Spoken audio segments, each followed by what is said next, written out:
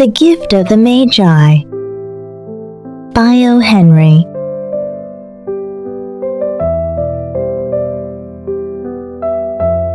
$1.87. That was all, and 60 cents of it was in pennies. Pennies saved 1 and 2 at a time by bulldozing the grocer and the vegetable man and the butcher until one's cheeks burned with the silent imputation of parsimony that such close dealing implied. 3 times Della counted it. $1.87. And the next day would be Christmas. There was clearly nothing to do but flop down on the shabby little couch and howl. So Della did it.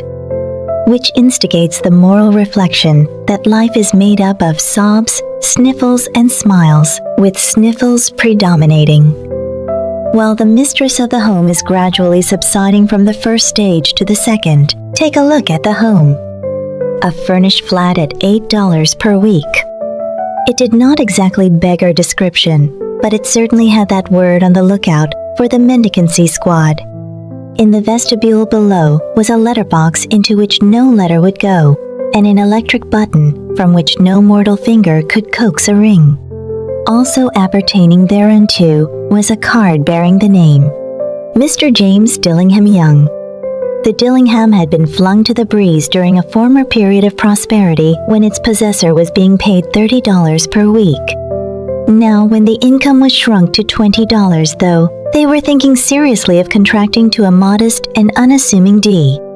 But whenever Mr. James Dillingham Young came home and reached his flat above, he was called Jim and greatly hugged by Mrs.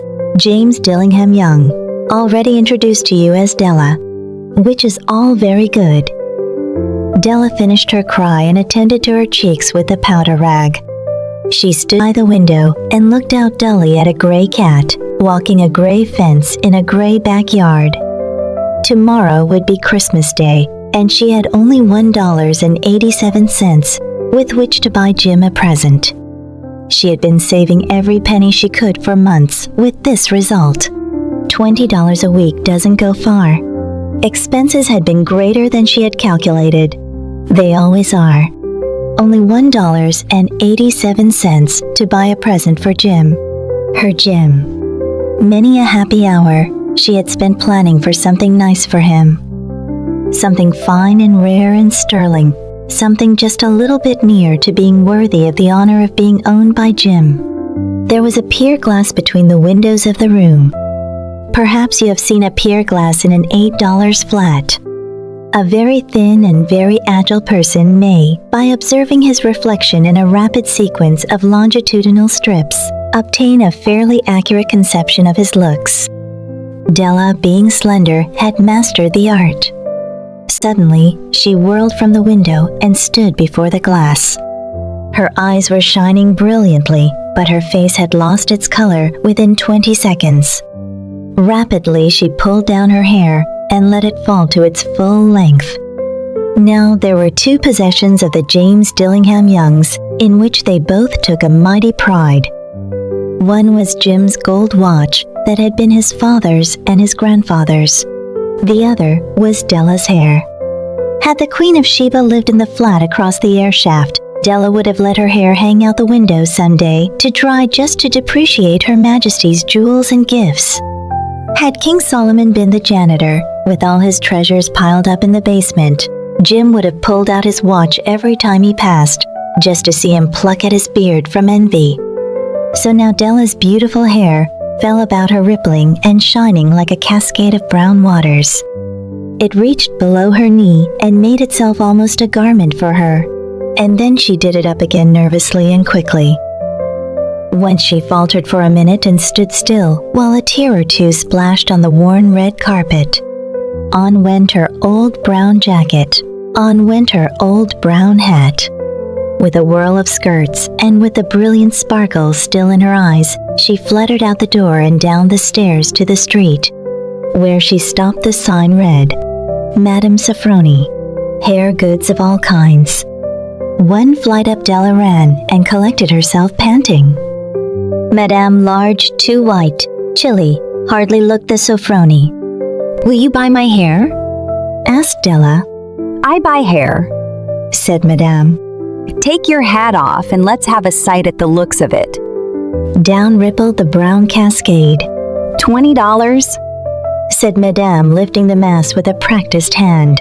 Give it to me quick, said Della. Oh, and the next 2 hours tripped by on rosy wings. Forget the hashed metaphor. She was ransacking the stores for Jim's present. She found it at last. It surely had been made for Jim, and no one else.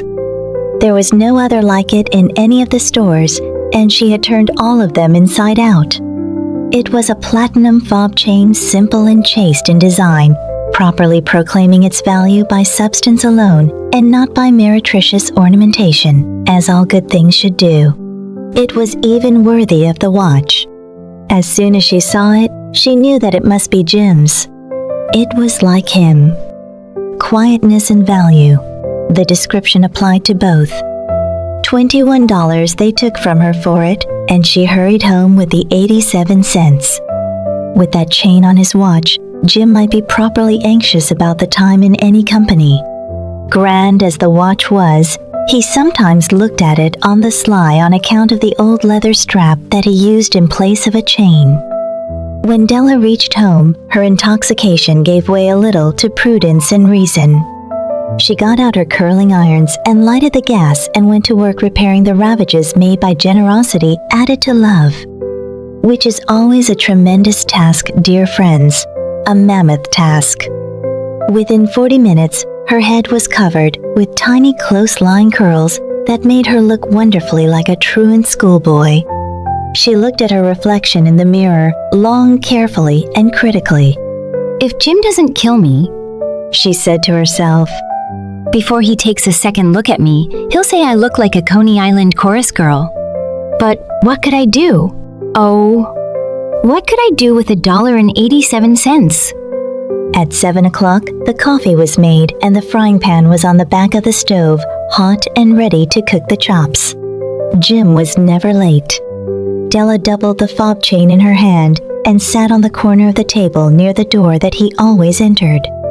Then she heard his step on the stair away down on the first flight, and she turned white for just a moment. She had a habit of saying a little silent prayer about the simplest everyday things, and now she whispered, "Please God, make him think I'm still pretty." The door opened and Jim stepped in and closed it. He looked thin and very serious. Poor fellow, he was only 22, and to be burdened with a family. He needed a new overcoat, and he was without gloves. Jim stopped inside the door, as immovable as a setter at the scent of quail. His eyes were fixed upon Della, and there was an expression in them that she could not read, and it terrified her. It was not anger, nor surprise, nor disapproval, nor horror, nor any of the sentiments that she had been prepared for. He simply stared at her fixedly with that peculiar expression on his face. Della wriggled off the table and went for him. "Jim, darling," she cried, "don't look at me that way. I had my hair cut off and sold because I couldn't have lived through Christmas without giving you a present. It'll grow out again. You won't mind, will you? I just had to do it. My hair grows awfully fast. Say Merry Christmas, Jim, and let's be happy. You don't know what a beautiful nice gift I've got for you." "You've cut off your hair?" asked Jim laboriously, as if he had not arrived at that patent fact, yet even after the hardest mental labor. "Cut it off and sold it," said Della. "Don't you like me just as well anyhow? I'm me without my hair, ain't I?" Jim looked about the room curiously. "You say your hair is gone?" he said, with an air almost of idiocy. "You needn't look for it," said Della. "It's sold, I tell you, sold and gone too. It's Christmas Eve, boy. Be good to me, for it went for you. Maybe the hairs of my head were numbered," she went on with sudden serious sweetness. "But nobody could ever count my love for you. Shall I put the chops on, Jim?" Out of his trance, Jim seemed quickly to wake. He enfolded his Della. For 10 seconds, let us regard with discreet scrutiny some inconsequential object in the other direction. $8 a week or $1 million a year. What is the difference? A mathematician or a wit would give you the wrong answer. The Magi brought valuable gifts, but that was not among them. This dark assertion will be illuminated later on. Jim drew a package from his overcoat pocket and threw it upon the table. Don't make any mistake about me, Dell. He said, I don't think there's anything in the way of a haircut or a shave or a shampoo that could make me like my girl any less. But if you'll unwrap that package, you may see why you had me going a while at first. White fingers and nimble tore at the string and paper. And then an ecstatic scream of joy, and then, alas, a quick feminine change to hysterical tears and wails, necessitating the immediate employment of all the comforting powers of the Lord of the Flat. For there lay the combs, the set of combs side and back that Della had worshipped long in a Broadway window.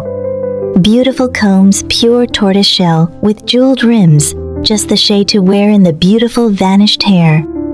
They were expensive combs, she knew, and her heart had simply craved and yearned over them without the least hope of possession.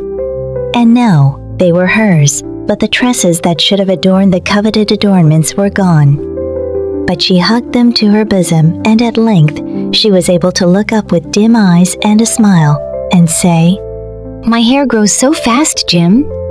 And then Della leaped up like a little singed cat and cried, Oh, oh!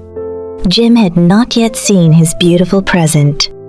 She held it out to him eagerly upon her open palm. The dull precious metal seemed to flash with a reflection of her bright and ardent spirit. Isn't it a dandy, Jim? I hunted all over town to find it. You'll have to look at the time 100 times a day now. Give me your watch. I want to see how it looks on it. Instead of obeying, Jim tumbled down on the couch and put his hands under the back of his head and smiled. Dell, Said he, let's put our Christmas presents away and keep them a while. They're too nice to use just at present. I sold the watch to get the money to buy your combs. And now suppose you put the chops on.